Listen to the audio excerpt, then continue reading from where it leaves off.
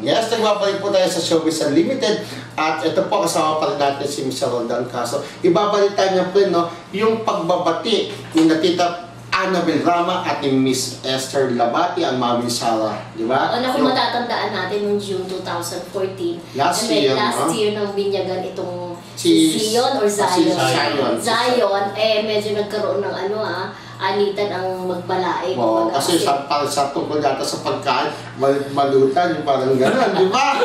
So anyway, ito nga po, sa ginanap po na event ni Rupa Gutierrez at ng kanyang dalawang anak na sinabi ni sa Loren, doon po nagkita ang magbilay at nagkaayos na po sila. Pinas pa sa Instagram account ni Rupa yung pagbabati magkasama yung kanyang nanay at biyenan, di ba? So ito, paano nangyari yung friend? You are there! Yung mga staff doon, may mga sabi, mag-iwasan yung dalawa, parang gano'n. Iwas nila si Tita kay Mami Esther. Pero ang nangyari... Mami Wayne, di ba? At saka na Mami Esther mo. Oh, Diyos ko, seryoso. Ang nawawala tuloy ako. Sige, go. Then, ang sabi ni Jun Lalim, huwag kasi pamilya yan parang gano'n, di ba? At the same time, pinalang pala ni Sarah kay Tita Annabel kung pwedeng pumunta ang mami niya, di ba? So, nung nandun kami, biglang nauna si Tita Annabel with Eddie Gutierrez, parang gano'n.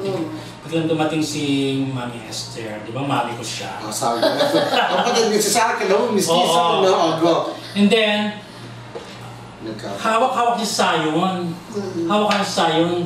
Biglang lumapit doon sa kinaupuan ni Tita Annabel saka Eddie Gutierrez. Si Mami Esther. Tumayo naman si Eddie munang tumayo. After magkatabing asawa, then pinaupo niya doon sa upuan niya si So, maganda, nag-effort si Mami Esther. Magkaging tita, ano ba tayo? So, nag-effort, siya pala yung unang nag-upload. No, I think parang dumating yung tamang time para sa dalawa. May ganun pa rin, di ba? Lumalik na kasi yung issue. Ay, di ba duman nga daw nung birthday ni Sarah Labati last October na parang magkabati na Sansa, hindi naman doon nangyari, di ba? Tapos dumaan ng Pasko at bago tan, wala rin reconciliation na nagkaroon. Pero tama nga po, siguro right timing in God's will. Saka gumagawa ng parang si Sarah at saka si Richard na magkabati talaga yung parents nila, di ba? Yung maganda wala nang tirahan sa Instagram, di ba? Yun, so, very naman si Tita Annabel, sabi niya, open naman daw si Tita Esther or Mami Esther, di ba? Kasi pinupunan mo Go. Kasi parang wala nang pag-respeto pag Esther lang. Diba? Kasi ganun po talaga sa showbiz kami, ang tawag po namin sa mga nanay ay tita or mom or daddy or tito. Ganon. Alam niyo na mga friends, ganon. So, open sila sa bahay niya sa Makati raw, dyan sa White Plains. So, pwede nang dumalaw si Mami Esther. Natatawa ko. At natawa na ito rin yung ngipin ko kasi hindi ko mapangipin. So, happy naman talaga ngayon si Sarah at si Richard kasi masaya. Nagkakapin na. So, mag-inom ka mo ng kape. Okay. Yan yung maantay. Pero hindi mo ba natanong si Richard kung meron siyang project ngayon pero dahil? Kasi di ba may mga nagtatanong din sa amin sa actually that time, hindi namin siya nakausap, pero alam mo, inoobserbahan ko siya, mukhang masaya sa buhay niya. Si Zion, bit-bit niya. Tapos halik siya ng halik sa anak niya. May halik siya lang kasi sabi ko, ay mahal niya yung anak niya. Talagang father, no? Oo, parang masaya siya siguro ngayon na nagkaroon siya ng anak. na nandun mo ng concentration. Siguro yung kasi parang yung kaligayahan ng magiging isang ama, doon mo ng concentration. Tapos alam mo si Venice, yung yung anak ni Rupa, talagang biglang binuhat sa Zion. Alam mo sinundan-sundan ni Richard. Kasi baka malaglag or what. So sabi ko, talagang talagang tutok ang niya sa anak niya. Baka katulad din ng amain na anak. Hindi, iba talaga pag may anak ka na. Iba kasi tsaka hindi mo talaga ang cute mo ng bata. Ang cute ng bata. Super cute. Kita-kita. Saka alam mo sa event na yun, naloka ako. Kasi nandun yung mga anak ng mga artista, doon ko lang nakita yung anak ni Andy Eigenman. Ang ganda-gandang bata. May hawig ba may hawig ba kay Andy? Sa obserbasyon. Sa tingin mo?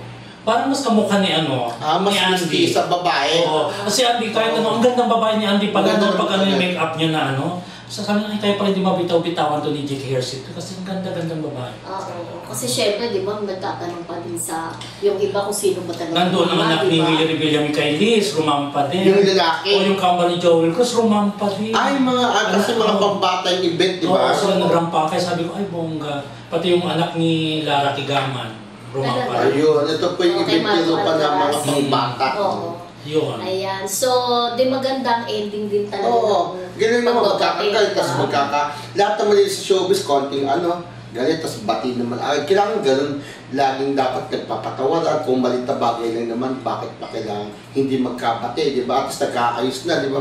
Parang si Mildred, tsaka si Si Melba. Ay, speak of Melba! Okay. Happy birthday! Happy birthday! Alam mo na. Ayaw ni Rodel.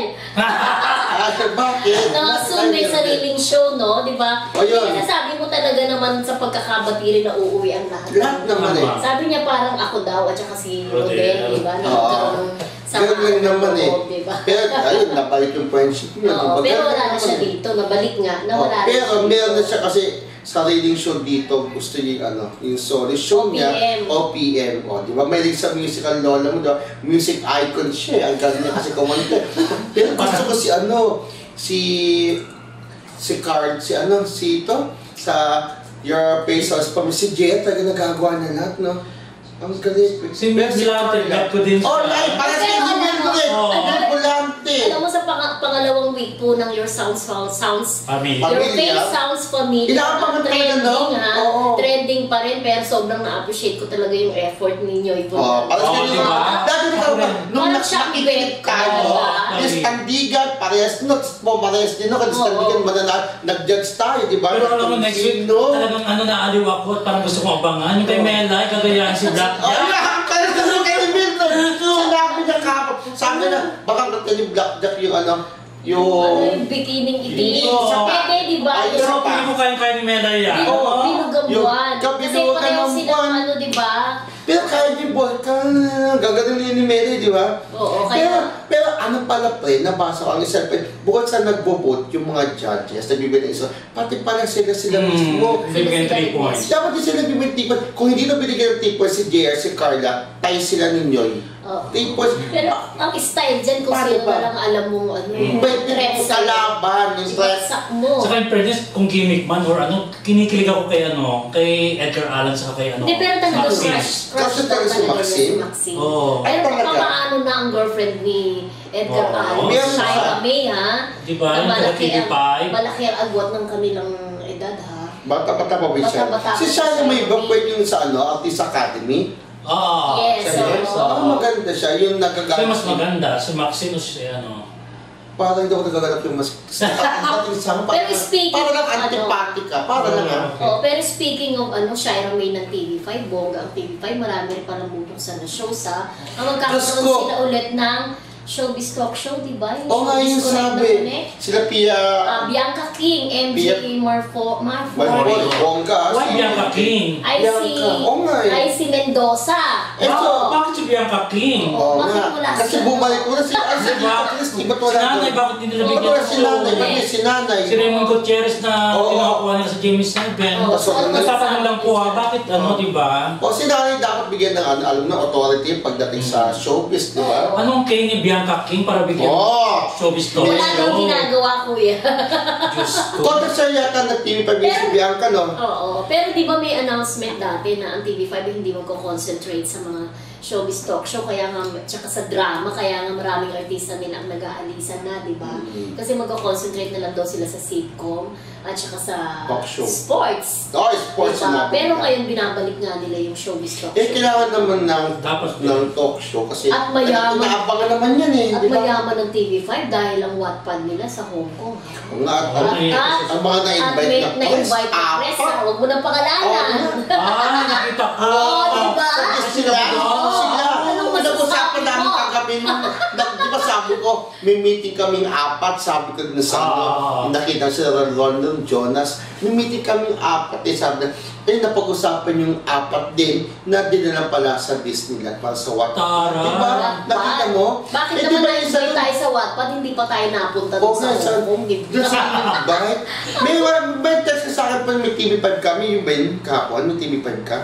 Hindi ako. Eh, so, pero may TV ka, Parang yung ngayon. usap lang, no? Anyways, Anything goes. marami pa po tayong balitang showbiz sa ibibigay sa iyo sa pagbabalik po ng